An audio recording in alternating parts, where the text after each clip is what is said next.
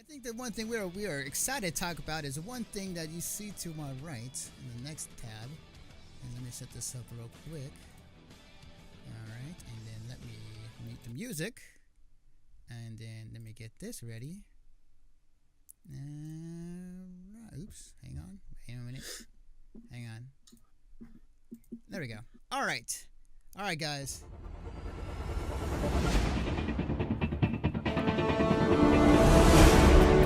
It is time for your Overwatch Minute with Gregg Dietz. But at 80.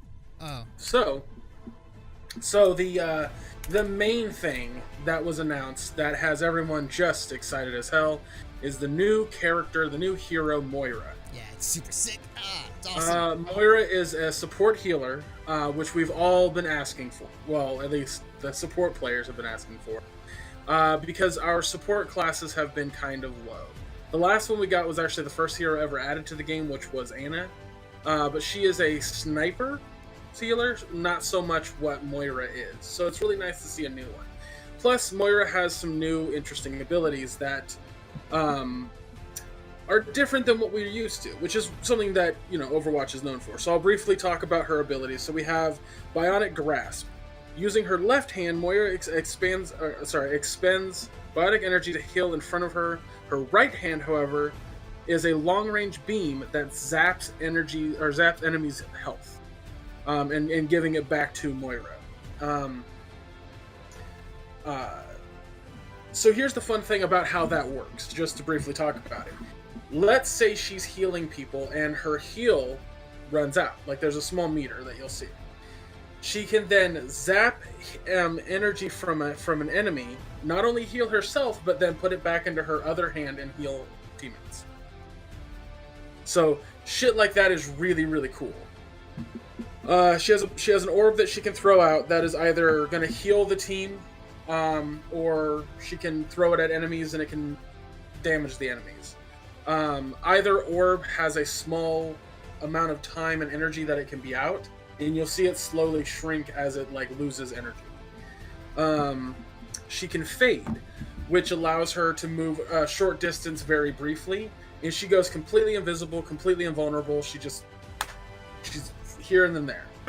And there's something unique about that animation, very, very specifically, that it looks very similar to Reaper's Wraith ability. Or at least the effect that comes off of her looks like that. And then her ultimate ability, called Coalescence, is basically she's able to combine both the negative and positive energies into a fucking Kamehameha. I was saying the same thing too, yeah, when I saw that. I mean, she holds it like this too, like doing this. Oh, yeah. Like, I cannot wait for somebody in chat, just like when she wants to pull off her ult, let's go, alright guys, somebody, just the entire thing. That'd be great. You think I'm not doing that when I'm going to play the game? It's gonna be the best. But the fun thing, and this is something that Anthony and I had a conversation with, I was just like, Anthony, was I was really excited to see that she was part of Talon. I could tell that she was a bad guy. Her design is clearly a bad guy. But there's a lot of bad guys in the game that aren't Talon. So I was really excited to see that she was actually a part of Talon. She's hanging out with bad guys. Yeah, Anthony, I see that. But also there's Roadhog. Talon! God damn it. I mean, yeah. I'm just going what the game tells me who's Talon and who's not, so. Yeah, that's what I was waiting to hear. So, but what you're showing right now on stream did not show whether she was Talon or not. They just showed her. Anyway, so moving on from Moira, one last thing about Moira that I thought was really showed two of her legendary skins, not like the exotic skins, but the legendary. I'm using Destiny lingo. Everybody has 4 regular skins that just change colors, 2 that are unique or have a cool ability, and then 4 that are super rare, but they're just variations. 2 have variations. Anyway, regardless, 2 that were shown is Glam, which makes her look like David Bowie, which is awesome. And the second one being Oasis, which makes her look like basically the map Oasis that was it's a capture point map that has 3 primary locations. Takes place in India, but it's a beacon for scientific discovery, and apparently within the lore, Moira was invited there a long time ago and did work there before doing what she did. They also showed a brief origin story of hers, and it looks like she was basically the counter to Angela or Mercy. That Mercy always tried to figure out ways to make science work for us, whereas Moira kind of did the opposite, trying to make us work with science. And there's also a little bit of a hint that she basically is what caused Reaper's Wraith form to exist. So, I'm hoping to see more in that. I'm hoping to see an animation movie. But speaking of animations, we got a new cinematic. Ooh, baby. That's why I don't want. I was thinking of putting it in here, but I don't want to spoil it for anybody who may want to watch it. But it's super good. It's basically about Reinhardt as a younger man. Reinhardt's in a bar, and he's talking to a woman who has then been confirmed by Michael Chu to be Torbjorn's daughter. She's hot. Bridget. She's very hot. She's very, very hot. She's buff, but also just a very cute face and red hair. It's perfect. Anyway, yes. Regardless, moving on. I can't get hot over a animated character. Anyway, and then the story is basically about Reinhardt and the last thing he did as a Crusader before he joined Overwatch. And how his hubris basically got his leading commander killed. Spoiler alert, not that that's a big spoiler, because if you've played the map that it takes place on, they kind of talk about it. So, but it's really, really cool, and again, it made me tear up. So, shut up, Valer. So yeah, definitely check out that. It's on YouTube. It's not hard. It's free for everybody. It's wonderful. So then one of the cool things that we got after hearing about watching that animation, learning about Moira, we get a trailer for a new map called Blizzard World. Oh, God. You know what? For a minute, just to interrupt, for a minute when they showed this, I thought this was a real thing that they're gonna do. I was like, wait, are they actually making a Blizzard World? I was like, oh. Then I realized, oh, it's Overwatch. Okay. So apparently, this was a conversation amongst Jeff Kaplan, and a couple designers about I guess last BlizzCon or something to that effect about wouldn't it be cool if we had a Blizzard World, and that just that would never happen just because the funding and money wouldn't be there, and maybe maybe also Blizzard's market is a bit more niche than they would think a theme park would be good for. Yeah. Even though I'd really love an actual theme park. God, it was so sick. But the map itself is just basically an homage to every other Blizzard property beyond Overwatch, because in the world of Overwatch doesn't exist. Now, what's funny is they made it clear during it, oh, this is everything, all this exists within the Overwatch universe, Blizzard's a thing, and I'm yeah, we already know that because Diva's a StarCraft champion. If you listen to her say anything on any map, she'll mention it, or at least it's a part of the thing, it's part of the lore, it's there. So I just thought that was kind of funny, but I need to take a drink of water. But the map is really cool. It's a hybrid map, so you basically start at the front gates, and you have to capture a zone to then move a payload all the way through Blizzard World to I think the last location is Diablo. Oh, is it really? But, yeah, you go through StarCraft and Warcraft areas, and then you move into StarCraft, Warcraft, and then Hearthstone, and then I think Diablo. If I remember correctly. But yeah, they got the StarCraft announcer to be in there as the game announcer. The whole thing is just it's Easter Egg City. It's a huge love letter, pretty much, to Blizzard fans. Oh yeah, oh yeah. So to further this, they also added a shit ton of new skins. Oh yes, yes. I So forgot about I'll run down the skins real. So Orisa, the four-legged tank character who puts down a shield, she gets the immortal skin, which makes her look like a not Prothean. God damn it. Protoss. Thank you. I've played StarCraft, I promise. Torbjorn gets to look like Magi Bronzebeard from WoW. And if you know anything about or just Warcraft in general, Bronzebeard is a huge integral character. Widowmaker gets probably my favorite skin, and that's Nova. Too. Yes. Nova from StarCraft. Yeah, that's fucking awesome. Doomfist gets to look like Blackhand from WoW, a Horde commander. But I guess it's changed over time, like it's different people with Blackhand, which totally fits the Doomfist motif. Yeah. Zarya gets to look like a barbarian from Diablo, which is... She gets actually one of the cooler skins, in my opinion. Yeah, that's cool. Yeah, I like it. Roadhog gets to look like a butcher from Diablo. That's cool. I love the Roadhog skin. It's super sick. Yeah, definitely. Roadhog, the Roadhog and Zarya ones are definitely... I think. I like Torbjorn's a lot, but I don't have a strong attachment to Magi Bronzebeard, so I'm like, cool. Again, Nova by far the best, even though I don't play Widowmaker at all. Yeah. But then Reinhardt's going to get his Crusader skin from the animation, and May gets her Echo Point outfit from her recent animation she had not too long ago, where she's wearing like basically what she looks like at the end of the video is the we're getting. So in here was the cool part about all these skins that they announced. This isn't part of an event, so it's not there for a limited time. They're all permanent.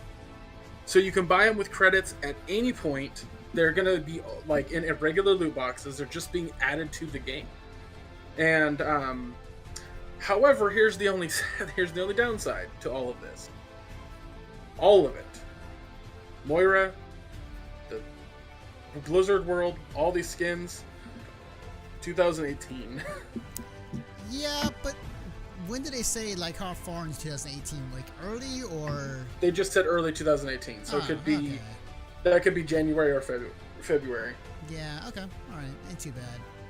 I mean, I know why that's the case, because the things clearly aren't done. There still need a lot of work to be done, but they needed to make an announcement. They needed to bring something big to BlizzCon. Oh yeah. I wouldn't doubt it, for sure. I honestly didn't think they were bringing Character 26. I really, really didn't. I was surprised that, because like when Reinhardt, or the voice actor of Reinhardt went out there, and he's like, bring me another, basically a new trailer, I was thinking like, wait, are we bringing out 2 hero characters? And then like, no, it's just a story trailer for Reinhardt's backstory. I was like, oh, okay. Yeah, I mean, like, I'm not surprised per se, but it's interesting the fact that they went with one hero, and yeah, they did, I feel like they were not going to announce more at the very least. Like, it seems like so far as history has shown, like at least one hero per BlizzCon. Yeah, Jeff Kaplan said recently, or I think it was Jeff Kaplan, it might have been a developer update blog, but because of like dealing with assholes in Overwatch, it's becoming increasingly more difficult to get things done, to put out more content. So I'm really, really hoping that like everything that was announced here is a show of faith that we're going to be getting. Like, honestly, if they want to keep Overwatch alive and keep the fan base there, which it's kind of slowly starting to dwindle, not nearly as fast as Destiny 2, but but if they want to keep people coming back time and time again, they have to do an event at least every other month. And I say at least, like, if they really want it, they need to do an event every month. Yeah. I mean, like even if it's just 2 weeks, like, they need to do an event every month. And we had this conversation, obviously, is it's like, can you really control a fan base? Like, can you really try and control the toxicity of what a scene is? And, and my point was, like, you really can't. And in this case, like, if you are a company that wants to keep interest and people coming back to your game, the best way to bring them back is new content. And yeah, absolutely. Yeah, whatever the people will say stuff. Us talking heads are gonna say what we're gonna think about the game and what we think about the whole situation. But at the end of the day, what makes you money is more content for a game that everybody already loves, and I think that's probably more the priority. I think, rather than trying to deal with toxicity. Well, right, it's like Valer says, like basically the Splatoon model with the monthly Splatfest, or how often do Splatfests come out, Valer? Because it looks like it's every 2 months. But honestly, I think that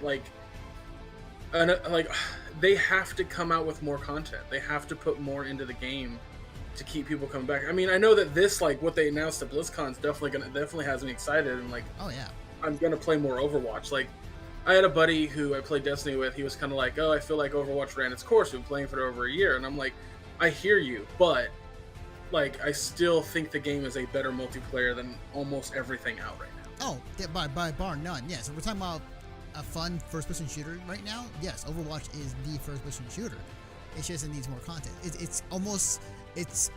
I feel like almost the same problem with Destiny 2, but the difference is the fact that the Overwatch is obviously a more multiplayer-based game, and you can jump in, jump out, and play whatever. While Destiny 2, while it has that, I see that more as a PvE aspect, MMO-ish in my opinion. But right. Well, I was gonna say to Valer's point,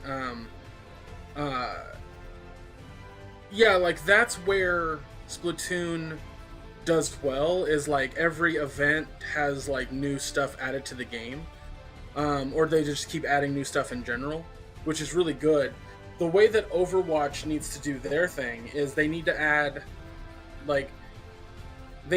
content more consistently. Like overall, one of the big things that I think they need to add that's really important at this point is people love the game, people love your characters, people want to continue supporting the game and the franchise as a whole. What they need to do is start adding more lore-based content.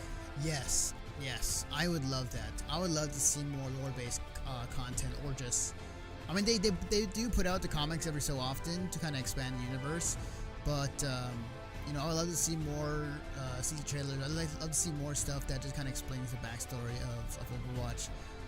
Well, hinting at it is fun and good and all, but I'd like to see more of a concrete, like, hey, this is happening in the world. Check this out. Yada yada. Yeah, I think one of the things I think would be very important for them to do, and I don't know how Splatoon gets away with it, but they do. Stop taking away event-based stuff. So, for example, like Junkenstein, May Snowball thing, Lucio Ball. Why are those limited? Why can't those stay as permanent fixtures after the event? That is a good question, because my first assumption is like maybe they created those modes and then maybe not have enough support to keep them running. I doubt it. I mean, it's not like it's chocolate where if you have too much chocolate you're gonna get sick. Yeah. Like, there's just maybe it's the mindset, and I have to think that when you go to the arcade section, there's only 5 different modes available, and it constantly rotates with what's there and what's different, what's new. But the 2 things that never change are what the game is, which is quick play and competitive. Right. And maybe they look at like extra game modes as candy, and it's once in a while. Like, too much is too much is too. Like, all those people that really love Total Mayhem aren't going to be in the regular game mode. Like, maybe they're looking at it from that perspective. I think I can see that. I can see the reasoning for that. I mean, again, the example of Splatoon 2, which they have their Splatfest as Valer said in the chat, like every month, a little over a month, so often. And like, those things aren't consistently a thing like every week or every month per se, but they keep. Well, the other thing about Splatfest, like, Splatfest is also it's a 1-day thing, or 2-day thing or something like that. Like, these last always 3 weeks. But like, also, like Valer says, like, it's not just the Splatfest. Like, they're always adding new maps and guns and stuff, and they don't make an announcement. It's just there in the game. It's a one-day event. Okay, gotcha. Thanks for Yeah, I thought it was one day. But yeah, I honestly like need content. Content is going to be super important regardless of how they release it. More content, more fluidly, is definitely going to be needed to keep this game alive. I mean, it's still alive at this point. Like, there's still a ton of people playing it. Yeah, there's still people. So it's not like it's not like it's absolutely necessary, but there is a part of the fan base that's dropping off, and if you want to not lose them, you gotta have more stuff coming out. So, right. And I don't think they don't know this per se. Like, I'm pretty sure they're in the background trying to figure out what exactly they can do to bring in not only new players but keep the remaining to their fan base and to their game. But it's definitely a difficult juggling act, and that's going to be something they're going to work on. All right, well, that has been our Overwatch minute times 19 times 20 with Gregg Dietz. All right, guys.